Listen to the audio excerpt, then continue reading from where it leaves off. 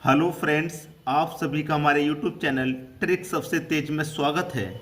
तो चलिए स्टार्ट करते हैं। पहला क्वेश्चन है 1200 का 20% का 20% कितना होगा।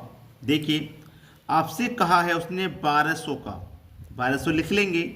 का मतलब होता है मल्टीप्लाई। आपको का दे दिया जाए, की दे दिया जाए, के दे दिया जाए तो उसका मतलब मल्टीप्लाई होता है। फिर कितना है 20%। 20 लिख लिया, परसेंट का मतलब होता है बटे में 100। ठीक है, फिर का मतलब मल्टीप्लाई हो जाएगा।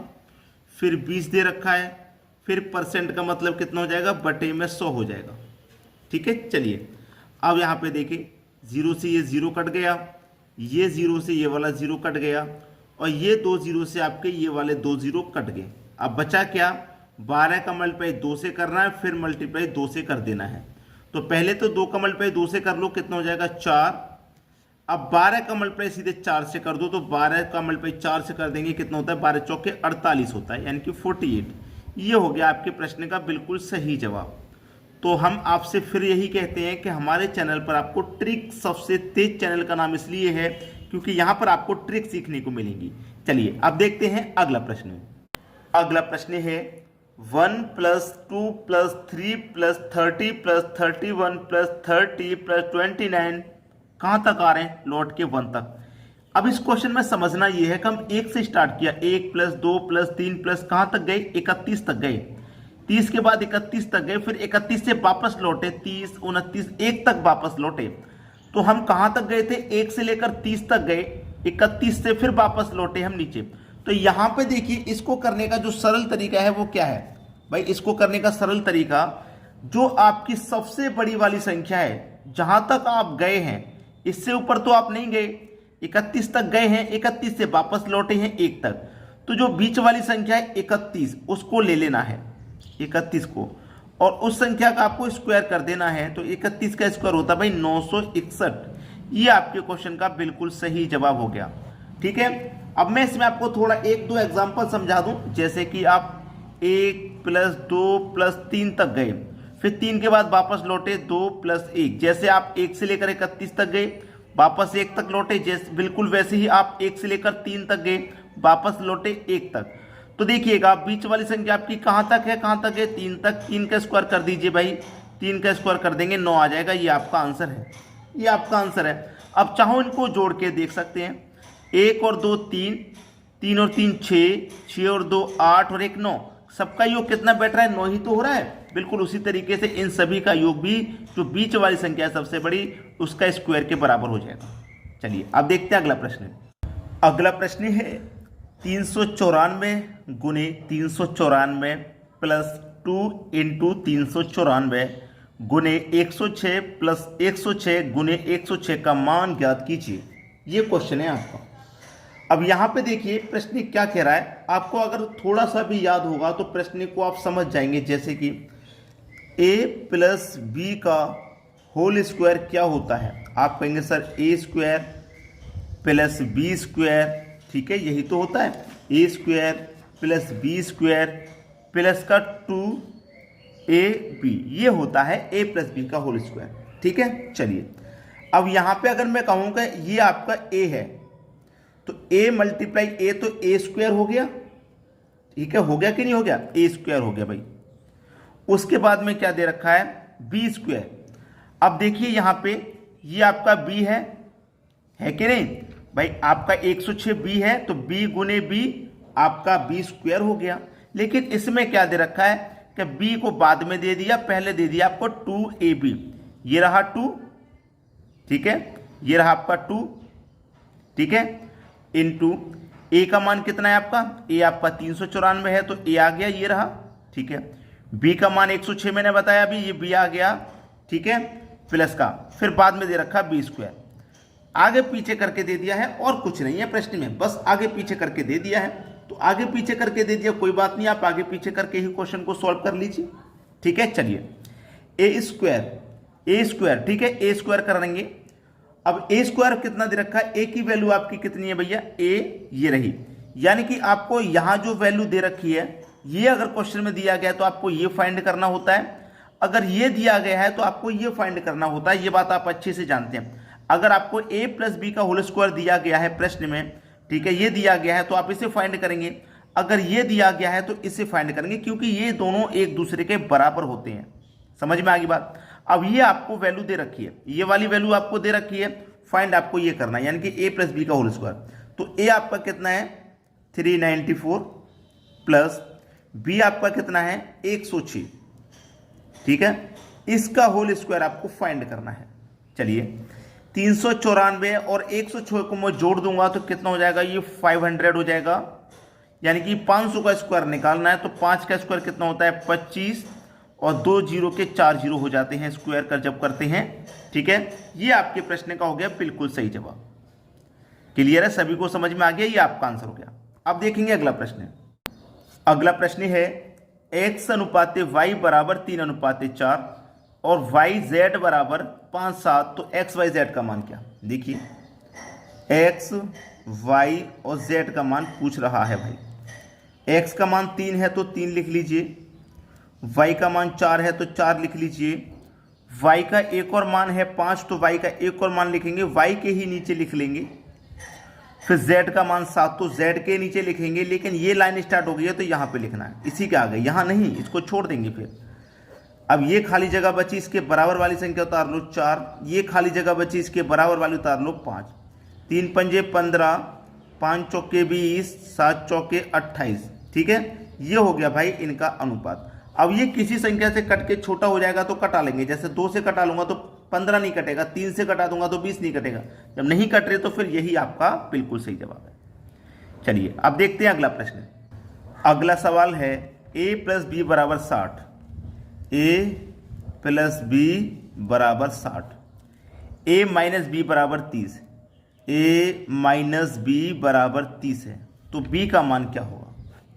कैसे करते हैं इस सवाल को, माइनस का b प्लस का b कट जाएगा, अगर दोनों माइनस के होते तो माइनस में ऐड हो जाते, दोनों प्लस के होते तो प्लस में ऐड हो जाते। अब एक माइनस का एक प्लस का तो कट जाएगा, ये दोनों प्लस के a हैं तो एक a और एक एक मिला के कितना हो गया 2a हो गया, बराबर 30 और 60 को जोड़ेंगे तो 90 हो गया। a का मान निकालेंगे, 90 में क्या होगा, ये मल्टीप्लाई का 2 इधर आके बटे में आ जाएगा, तो 2 से मैं कटा लूंगा 90 को, 45 बार में कटेगा, तो a का मान कितना आ गया भाई 45 आ गया, a का मान आ गया 45, ठीक है। अब इस a के मान को चाहे समीकरण 1 में रख दो चाहे 2 में रख दो, आंसर आ जाएगा। डायरेक्ट भी कर सकते हैं, जैसे कि a का मान मेरा कितना भाई 45, मेरा a और b दोनों जोड़ के 60 है, दोनों को जोड़ के 60 है, ठीक है। a मेरा 45 है तो b का मान कितना हो जाएगा 15, भाई 45 में कितना जोड़ूं के 60 हो जाए, 15 जोड़ने पे 60 हो जाएगा कि नहीं हो जाएगा, बस b का मान मेरा कितना हो गया, b का मान मेरा 15 हो गया। यही आपका आंसर है, चाहे समीकरण में रख के निकाल लो चाहे डायरेक्ट कर दो, कोई परेशानी नहीं। चलिए अब देखते हैं अगला प्रश्न। अगला प्रश्न है 6 साल का साधारण ब्याज की दर से 60% ब्याज हो जाता है तो 3 साल का 11,000 रुपये पर चक्रवृद्धि ब्याज क्या होगा। 3 साल का चक्रवृद्धि ब्याज पूछ रहा है 11,000 रुपये पर, ठीक है, 3 साल का। आप देखिएगा 6 साल का साधारण ब्याज की दर से 60% है, 6 साल का 60% तो 1 साल का 10% हो जाएगा भाई, 1 साल का 10 फिर दूसरे साल का 10, ऐसे ही 6 साल का 60% हो गया कि नहीं हो गया। तो रेट कितना हो गया 1 साल का, हमें ये मालूम हो गया 10%। अब 3 साल का चक्रवृद्धि ब्याज पूछ रहा है तो 3 साल के लिए रेशियो मेथड हम लगाएंगे। रेशियो मेथड होता है 3 साल के लिए 3:3:1, ठीक है, ये होता है 3:3:1। 3 साल के लिए अगर ब्याज पूछेगा तो पैसे कितने हैं 11,000 रुपये हैं। कितना दर निकल के आया था 10% का, तो 11,000 का हम 10% निकाल लेंगे। परसेंट का मतलब बटे में 100, 2 जीरो से आपके ये 2 जीरो गए, कितना बचा 1100। जो बचा है पहले वाले रेशियो के ऊपर लिख दो, ठीक है। 1100 आया ना, 1100 का फिर से निकालेंगे 10%, 2 जीरो से फिर से ये 2 जीरो कट गए, कितना बचा 110। फिर दूसरे वाले रेशियो के ऊपर रखो, अभी तीसरा रेशियो और बचा है तो इसका फिर से निकालेंगे, 110 का फिर से निकालो 10%, ठीक है। 2 जीरो से आपके ये 2 जीरो फिर कट जाएंगे, 11 बचेगा, इसके ऊपर लिख दो। जब तक निकालते हैं जब तक सभी रेशियो के ऊपर वैल्यू ना आ जाए, हमने सबसे पहले तो जो कीमत है उसी का निकालेंगे, ये आ गया, फिर इसका निकालेंगे इसके ऊपर रखेंगे, फिर इसका निकालेंगे इसके ऊपर रखेंगे। चलिए अब हो गया प्रश्न, 11 का मल्टीप्लाई 3 से कर दो 3300 हो जाएगा, 110 का मल्टीप्लाई 3 से कर दो 330 हो जाएगा। 11 का मल्टीप्लाई 1 से कर दो 11 हो जाएगा। सबको जोड़ लेना है। 3300 300 जोड़ेंगे 3630, 3630 में 11 जोड़ेंगे तो हो जाएगा 3641। ये आपके प्रश्न का बिल्कुल सही जवाब है। रेशियो मेथड मैंने आपको बताया है, चक्रवृद्धि ब्याज जब कराया 2 साल का, 3 साल का, 4 साल का बताया है, आसानी से कर लेंगे आप। चलिए अब देखेंगे अगला प्रश्न। अगला प्रश्न है 18, 14, 10, 6 क्वेश्चन मार्क। देखिए देखेंगे आप घटते हुए क्रम में। 18 से 14 हो गया मतलब माइनस का 4, फिर 14 से 10 हो गया मतलब माइनस का 4 फिर हो गया, फिर 10 से 6 हो गया मतलब यहाँ भी माइनस का 4 हो गया, और 6 में से भी यहाँ भी -4 हो जाएगा। तो यहाँ कितना आ जाएगा भैया? 2 आ जाएगा। प्रश्न खत्म। ये हो तो गया आपका आंसर, प्रश्न खत्म। चलिए अब देखेंगे अगला प्रश्न। अगला प्रश्न है 1, 9, 25, 50, 81 में कौन गलत है? कौन गलत है? अगर आपको स्क्वायर और क्यू याद नहीं है तो नहीं पता लगा पाएंगे कौन गलत है। जैसे कि ये 9 का स्क्वायर है, ये 5 का स्क्वायर है, ये 3 का स्क्वायर है, ये 1 का स्क्वायर है। तो यहाँ पे भी तो स्क्वायर वाली संख्या आनी थी। 1 के बाद 3 के बाद 5 के बाद 7 का स्क्वायर आना था। यहाँ पे 49 आना था। 7 का स्क्वायर 49 होता है, लेकिन क्या दिया गया? 50। यही गलत है, यही गलत है 50, और यही हमारा आंसर हो जाएगा, क्योंकि गलती तो पूछ रहा है। ये हमारा आंसर हो गया। चलिए अब देखेंगे अगला सवाल। अगला प्रश्न है 3 परिणामों का औसत 46 है, पहले 2 परिणामों का औसत 25 है, तीसरा परिणाम है। देखिए 3 परिणामों का औसत 46 है। संख्या का मल्टीप्लाई औसत से कर देंगे तो योग पता चल जाएगा। तो 3 का मल्टीप्लाई 46 से कर दूंगा 138 योग हो गया। ठीक है, योग हो गया। पहले 2 परिणामों का औसत 25 है, पहले की 2 परिणाम का औसत 25 है, तो योग कितना हो जाएगा? 50। ठीक है, तो तीसरा परिणाम क्या है? ये 3 संख्याओं का योग है, ये 2 संख्याओं का योग है। 3 संख्या में से मैं 2 संख्या को घटा दूंगा तो एक संख्या क्या तो बचेगा तीसरी का, तो घटा दीजिए। 3 संख्या के योग में से 2 संख्या का योग घटा दो। 138 में से घटा दो 50, यानी कि 8 में से जाएगा 0 तो 8 रहेगा, 13 में से जाएगा 5 तब भी 8 रहेगा। बस, तो जो तीसरी संख्या थी वो क्या है? उसका परिणाम क्या है? 88 है। यही आपका आंसर हो गया, 88। ठीक है, चलिए अब देखेंगे अगला क्वेश्चन।